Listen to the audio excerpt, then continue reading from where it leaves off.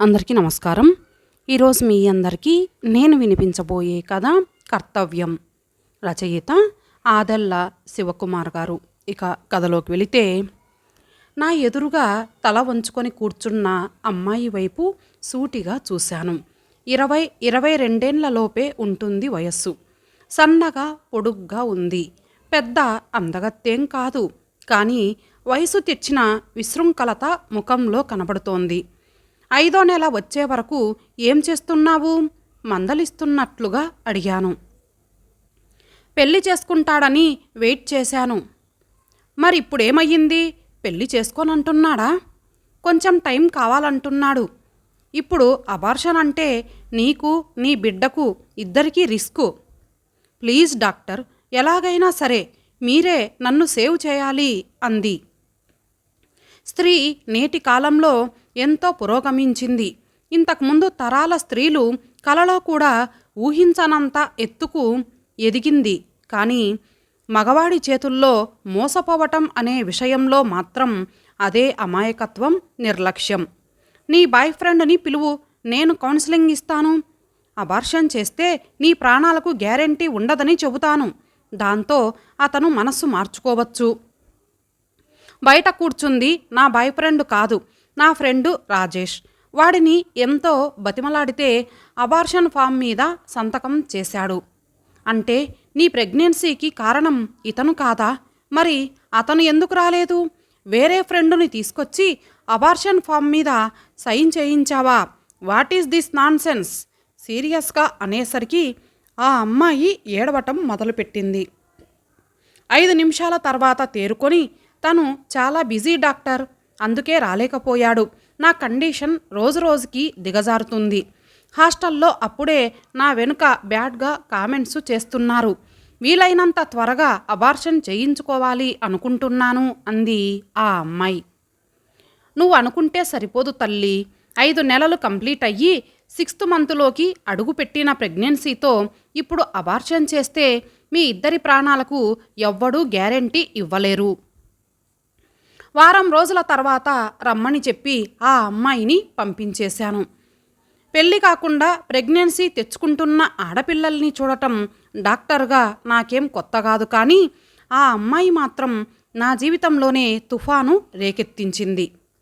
హాస్పిటల్లో ఏదో urgent case attend అయి ఇంటికొచ్చి పడుకునేసరికి రాత్రి 1 గంట దాటుతుంది.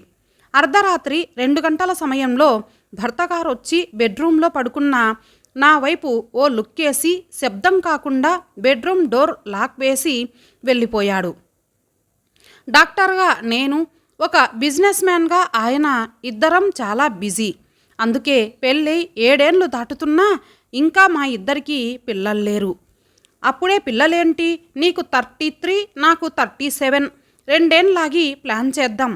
పిల్లలొచ్చాక లైఫ్లో వాళ్ళ వెనుక తిరగటం తప్ప ఇంకేం మిగలదు అంటూ పోస్ట్పోన్ చేస్తూ ఉంటాడు ఆయన. ఒక స్త్రీ 30 ఏళ్ళొచ్చేసరికల్లా తల్లిగా తన డెలివరీలన్నీ పూర్తి చేసుకోకపోతే ఆ తర్వాత వచ్చే కాంప్లికేషన్స్ ఏమిటో డాక్టర్గా నాకు బాగా తెలుసు. కానీ ఏం చేస్తాం? భర్త గారి పర్మిషన్, సహకారం లేకుండా పిల్లల్ని కనటం సాధ్యం కాదు కదా. టెన్షన్గా వారం రోజుల తర్వాత ఆ అమ్మాయి మళ్ళీ హాస్పిటల్కి వచ్చింది. ఆ టైంలో నేను కొంచెం ఫ్రీగా ఉండటం కారణంగా మా ఇద్దరి మధ్య వ్యక్తిగత సంభాషణ కొంత నడిచింది. అదే నా కొంప ముంచింది. నీ పేరేంటి అడిగాను. ఆ అమ్మాయి తటపటాయించటం చూసి పర్లేదు చెప్పు అన్నాను, అబార్షన్ ఫామ్ వైపు చూస్తూ. సాధారణంగా ఆ పరిస్థితుల్లో వచ్చే అమ్మాయిలు ఎవరూ కూడా తమ ఒరిజినల్ పేర్లు వెల్లడించరని నాకు బాగా తెలుసు. శిరీష కొంచెం బెరుకుగానే చెప్పింది. మీ అమ్మా నాన్న ఎక్కడ ఉంటారు? ఊర్లో ఉంటారు డాక్టర్ గారు. మా నాన్న అమ్మ ఇద్దరు వ్యవసాయ కూలీలు. కష్టపడి నన్ను ఇంజనీరింగు చదివించారు. లాస్ట్ ఇయర్ ఇంజనీరింగు పూర్తయింది. వీలైనంత త్వరగా అబార్షన్ పూర్తి చేసుకొని జాబ్ ట్రయల్స్లో పడాలి. ఈ సంగతి మీ తల్లిదండ్రులకు తెలిస్తే వాళ్ళు ఎలా రియాక్ట్ అవుతారు? ఉరేసుకుని చచ్చిపోతారు డాక్టర్ అంది ఆ అమ్మాయి కొంచెం భయంగా నా వైపు చూస్తూ.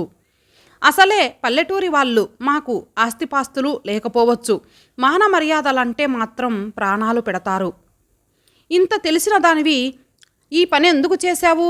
ఆ అమ్మాయి ఒక శుష్క మందహాసం చేసింది. The magic of love doctor. అది కూడా సినిమాల ప్రభావం తాలూకు మ్యాజిక్ ఆఫ్ లవ్. అది ఎంత రియల్ లవ్వో నాకు తెలీదు. అదేంటి అలా అనేశావు? నేను ఆశ్చర్యంగా అడిగాను. నిజమైన ప్రేమ శరీరాన్ని టచ్ చేయాలని ఆతృత పడదని నాకు తెలుసు. ఒకవేళ పొరపాటున తప్పు జరిగినా ధైర్యంగా బాధ్యత తీసుకుంటుంది, కానీ ముఖం చాటేయదు. ఆ అమ్మాయి నేను అనుకున్నంత అమాయకురాలు కాదని అప్పుడు అర్థమయ్యింది నాకు. అతడిని ఒకసారి హాస్పిటల్కు తీసుకొస్తే నేను కన్విన్స్ చేయటానికి ట్రై చేస్తాను. ఇప్పుడు అతను ఎక్కడున్నాడో నాకు తెలీదు డాక్టర్ అంది. వాట్? దాదాపు అరుస్తున్నట్లుగా అన్నాను. ఏంటి నువ్వు చెప్పేది? అసలు అతను ఎవరు? ఏం చేస్తుంటాడు? ఎక్కడుంటాడో తెలీదా నీకు? నిజంగా తెలీదు డాక్టర్. మై గాడ్, ఎవడో తెలియని వ్యక్తితో ప్రెగ్నెన్సీ తెచ్చుకున్నావా?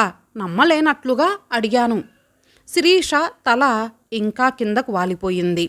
సోషల్ మీడియాలో పరిచయం అయ్యాడు. పేరు నవీన్ అని చెప్పాడు. అదెంత నిజమో నాకు తెలీదు. కాస్ట్లీ ఐఫోన్ గిఫ్ట్ ఇచ్చాడు. పబ్లు, షాపింగ్ మాల్సు, సినిమాలు, గోవా టూర్లతో మత్తెక్కించాడు. 6 నెలలు తిరిగేసరికల్లా స్వర్గం కనిపించింది. ప్రెగ్నెంట్ అని చెప్పగానే ముఖం చాటేశాడు. త్వరలో ఇంట్లో చెబుతానని చెప్పాడు. నెల రోజుల నుంచి అతడి ఫోన్ పనిచేయటం లేదు. ఎక్కడుంటాడో తెలీదు. ఫేస్బుక్, ఇన్స్టా అన్నీ డిలీట్ చేసేశాడు. మొబైల్ నెట్వర్క్ నుంచి సిమ్ అడ్రస్ తీసుకోవచ్చు కదా అన్నాను. అది ట్రై చేశాను, కానీ అది ఫేక్ ఐడితో తీసుకున్న సిమ్ డాక్టర్. వాడెవడో కానీ అమ్మాయిలను మోసం చేయటంలో గొప్ప ప్రొఫెషనల్ అని ఆ మాటలతో నాకు అర్థమయ్యింది. కానీ అంత తేలిగ్గా ముక్కు ముఖం తెలియని వాడితో ప్రేమలో ఎలా పడిపోతారు ఈ అమ్మాయిలు? శిరీష పేదరికాన్ని అడ్డు పెట్టుకొని వల విసిరాడు. ఖరీదైన గిఫ్టులు, షాపింగ్లు చేయించి లోబర్చుకొని ఎంజాయ్ చేశాడు. తీరా ప్రెగ్నెంట్ అని తెలిసేసరికి మాయం అయిపోయాడు. ఇప్పుడు ఈ పిచ్చి పిల్ల దిక్కుతోచని స్థితిలో భయంగా అబార్షన్ సెంటర్లు, హాస్పిటల్స్ చుట్టూ తిరుగుతుంది. కోపం, దుఃఖం, ఆవేశం ఏకకాలంలో వచ్చాయి నాకు. ఇంజనీరింగ్ చదువుకొని ఇంత స్టూపిడ్గా బిహేవ్ చేశావా నువ్వు? అసలు నువ్వేం చేశావో నీకు అర్థమవుతుందా? జీవితాన్ని చేజేతులా సర్వనాశనం చేసుకున్నావు. ఆవేశంగా అరిచాను. శిరీష మాట్లాడకుండా తల వంచుకొని కూర్చుంది. ఇప్పుడేం చేద్దామనుకుంటున్నావు? దయచేసి నాకు అబార్షన్ చేయండి డాక్టర్. అది సాధ్యం కాదని ఎప్పుడో చెప్పాను. ఇప్పుడు అబార్షన్ చేస్తే మీ ఇద్దరి ప్రాణాలకు రిస్కు. అందుకే అది పాజిబుల్ కాదు. శిరీష నా వైపు సూటిగా చూసింది. సరే డాక్టర్, నాకింకో దారి లేదు. హుస్సేన్ సాగర్లోకి దూకి చస్తాను అంది వెక్కుతూ. నేను ఉలిక్కిపడ్డాను. ఏం మాట్లాడుతున్నావు నువ్వు? ఆత్మహత్య చేసుకుంటే సమస్య పరిష్కారం అయిపోతుందా? అయిపోతుంది డాక్టర్. నేను చస్తే అంతా సర్దుకుంటుంది. మా అమ్మ నాన్న పరువు పోకుండా ఉంటుంది. హుస్సేన్ సాగర్లోంచి నీ డెడ్ బాడీ బయటకు తీసి పోస్ట్ మార్టం చేసినప్పుడు నువ్వు ప్రెగ్నెంట్ అని తెలుస్తుంది. పేపర్లలో నీ గురించి అవాకులు చెవాకులు రాస్తారు. అప్పుడు నీ తల్లిదండ్రులు కూడా ఆత్మహత్య చేసుకునే పరిస్థితులు సృష్టించాలనుకుంటున్నావా? నా ప్రశ్నకు శిరీష సమాధానం చెప్పలేదని కూడా నాకు తెలుసు. ఒక సమస్య ఎదురు కాగానే దాని నుంచి తప్పించుకోవటానికి ఆత్మహత్యే పరిష్కారం అనే స్థాయికి ఇంజనీరింగ్ చదివిన అమ్మాయి కూడా ఆలోచించటం మన విద్యా వ్యవస్థ దౌర్భాగ్యం. మొబైల్లో పూర్తిగా లీనమైపోయి డైనింగ్ టేబుల్ ముందు కూర్చొని చికెన్ బిర్యానీ తింటున్నాడు నా భర్తగారు. మీతో కొంచెం మాట్లాడాలి. ఏంటది? విసుగ్గా మొబైల్లోంచి తలెత్తి అడిగాడు. డిన్నర్ చేస్తున్నప్పుడైనా కొంచెం ప్రశాంతంగా తినచ్చు కదా. ఆఫీసులో 190 పనులు. చెప్తే నీకు అర్థం కాదు. ఇంతకీ విషయం ఏమిటో చెప్పు. మనం ఒక బేబీని అడాప్ట్ చేసుకుందామా? వాట్ అన్నాడు గట్టిగా గొంతు పెంచి. అడాప్ట్ చేసుకోవాల్సిన కర్మ మనకేముంది? గైనిక్గా నీకేమైనా ప్రాబ్లమా? కొంచెం వెటకారం ధ్వనించింది. నాకు ఏ గైనిక్ ప్రాబ్లమ్స్ లేవు. మనం పిల్లల్ని ప్లాన్ చేసుకోవటానికి ఇంకా 2 ఏళ్ల టైం ఉంది కదా. ఈలోపు ఒక బాబుని పెంచుకుంటే ఇల్లు సందడిగా, జీవితం కొంచెం హ్యాపీగా ఉంటుంది. నాకిష్టం లేదు, సీరియస్గా ముఖం పెట్టి అన్నాడు. ఎవడో ముక్కు ముఖం తెలియని వాడిని, ఎవడికి పుట్టాడో తెలియని వాడిని తీసుకొచ్చి అడాప్ట్ చేసుకోవాల్సిన కర్మ మనకు లేదు. పిచ్చి పిచ్చి సమాజ సేవ ఆలోచనలు చేయకు. ప్లీజ్ అండి, దయచేసి అర్థం చేసుకోండి.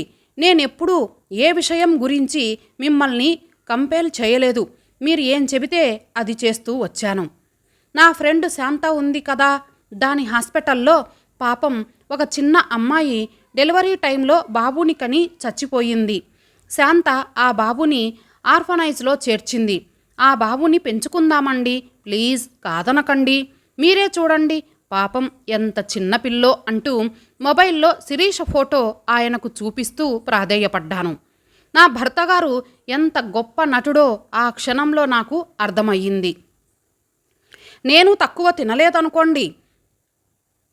వీడియో డాక్టర్ నన్ను మోసం చేసిందంటూ శిరీష తన మొబైల్లో ఆ దుర్మార్గుడి ఫోటో చూపించినప్పుడు నేను దిగ్భ్రాంతిని, షాక్ను బయటకు వ్యక్తం చేయకుండా అంతే నటనను ప్రదర్శించాను కదా. నీతిగా బతుకుతాడని భావించి మా అత్తామామలు సత్యప్రసాద్ అని పేరు పెట్టినట్లున్నారు. కానీ ఎన్ని పేర్లు, ఎన్ని కథలో ఎవరికి తెలుసు? సత్యప్రసాద్ ఉరఫ్ నవీన్ ఉరఫ్ ఇంకా ఎన్ని ఉరఫ్లున్నాయో నాకు తెలీదు. బిజినెస్లో బిజీ అంటూ తిరిగే నా భర్తగారి అసలైన బిజీ కార్యకలాపాలేంటో ఇప్పుడేగా బయటపడింది. నువ్వేమైనా చెప్పు, నాకిష్టం లేదు అన్నాడు. కాకపోతే ఈసారి ఆయన గొంతు అంత దృఢంగా లేదు. కొంచెం గొంతు వణికిందనుకుంటాను. దాన్ని కవర్ చేసుకుంటూ ఆ అమ్మాయి చచ్చిపోయిందా అని అడిగాడు, తనకేం ఇంట్రెస్ట్ లేనట్లుగా. అవునండి, పాపం శాంత హాస్పిటల్లో డెలివరీ టైంలో కాంప్లికేషన్ అయి చచ్చిపోయింది. ఆయన ముఖంలో రిలీఫ్ లాంటిది కనపడింది. హమ్మయ్యా, ఐయామ్ సేవ్డ్ అనుకుంటూ ఉండొచ్చు మనస్సులో. నెల రోజుల తర్వాత ధ్రువుగాడు ఇంటికొచ్చాడు. ఎంత ముద్దుగా అమాయకంగా ఉన్నాడో, అచ్చు శిరీష పోలికే. ఇంట్లోకి ఒక సరికొత్త కాంతి వచ్చినట్లుగా ఉంది. నా భర్త పరాయి స్త్రీతో రహస్యంగా కన్న బిడ్డ. నేను వాడిని ఏమీ తెలియనట్లుగా నటిస్తూ ఒక అనాథకు భవిష్యత్తు ప్రసాదించిన దేవతగా బిల్డప్ ఇస్తూ పెంచుకునే ప్రయత్నం మొదలుపెట్టాను. శిరీష మొబైల్లో నా భర్త ఫోటో చూసినప్పుడు నా గుండెల్లో అగ్నిపర్వతాలు బద్దలయ్యాయి. కాళ్ళ కింద భూమి కదిలిపోయి లోకం అంతా గిర్రున తిరిగింది. కానీ త్వరగానే సర్దుకున్నాను. ఇప్పుడు నేనేం చేయాలి అనే ప్రశ్న వెంటాడింది. ఒక డాక్టర్గా సరే నీకు అబార్షన్ చేస్తానని నమ్మించి ఆపరేషన్ థియేటర్లోకి తీసుకెళ్ళి శిరీషను, ఆమె కడుపులో ఉన్న బిడ్డను చంపేయటం నాకు చిటికెలో పని. 6th మంత్ అబార్షన్ కాబట్టి కాంప్లికేషన్ అయి చచ్చిపోయిందని అందరినీ నమ్మించవచ్చు. ఆ క్షణంలో నాకు ఆ ఆలోచన వచ్చింది. కానీ ఇంటికొచ్చి ఏకాంతంగా టెర్రస్ మీద కూర్చున్నప్పుడు నా అంతరాత్మ నిలదీసింది. నీ మొగుడు చేసిన పాపానికి వారిద్దరినీ బలిపెడతావా అని ప్రశ్నించింది. వారం రోజుల అంతర్మదనం, నరకం తర్వాత శిరీషను ఒక 2 బెడ్రూమ్ ఫ్లాట్లో ఉంచాను. రహస్యంగా డెలివరీ చేశాను. పండంటి బాబు పుట్టాడు. వీడిని పెంచుకుంటూ లైఫ్లో ముందుకెళతావా అని అడిగాను. వాడు నాకొద్దు డాక్టర్, నా ఫ్యూచర్కు వాడొక స్పీడ్ బ్రేకర్ అంది శిరీష వాడి వైపు చిరాకుగా చూస్తూ. నాకు వాడి మీద జాలేసింది. ఒక కొవ్వెక్కిన ధనవంతుడైన మిడిల్ ఏజ్డ్ మగాడు ఒక మూర్ఖురాలైన తల్లికి పుట్టిన వాడి జీవితం ఏం కాబోతుందో అన్న ఆందోళనతో కూడిన జాలి. ఇప్పుడు శిరీష టెక్సాస్లో ఒక సాఫ్ట్వేర్ కంపెనీలో ఉద్యోగం చేస్తుంది. తనకొచ్చిన బొటాబొటీ మార్కులతో అమెరికాలో ఉద్యోగం వచ్చిందంటే దానికి నా ఫ్రెండు లతనే కారణం. వాళ్ళ కంపెనీలో నా కోసం శిరీషకు ఉద్యోగం ఇచ్చింది. థ్యాంక్ యూ డాక్టర్ గారు, మీ రుణం ఎలా తీర్చుకోవాలో తెలియటం లేదు. నాకు అమెరికాలో జాబ్ వచ్చిందని తెలియగానే మా అమ్మా నాన్న ఎంతో సంతోషపడ్డారు అంటూ ఆనందంగా చెబుతున్న శిరీష వైపు అభావంగా చూశాను. శిరీష బిడ్డ అనాథ శరణాలయం నుంచి మా ఇంటికొచ్చాడు. తనకు శిరీషకు మధ్య జరిగిన ఎఫ్ఐఆర్ గురించి నాకు తెలియదని నా భర్తగారి ధైర్యం.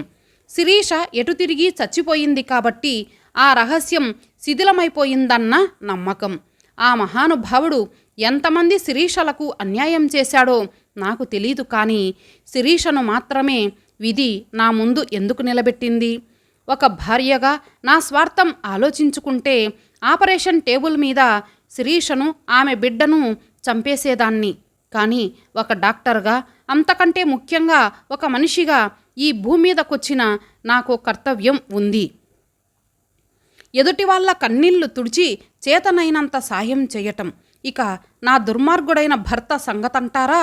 కర్మ అందరినీ వెంటాడినట్లు ఆయన్ని వెంటాడే తీరుతుందని నాకు తెలుసు. ఇంతటితో ఈ కథ సమాప్తం. మరలా మరొక మంచి కథతో కలుద్దాం. అంతవరకు సెలవు. నమస్తే.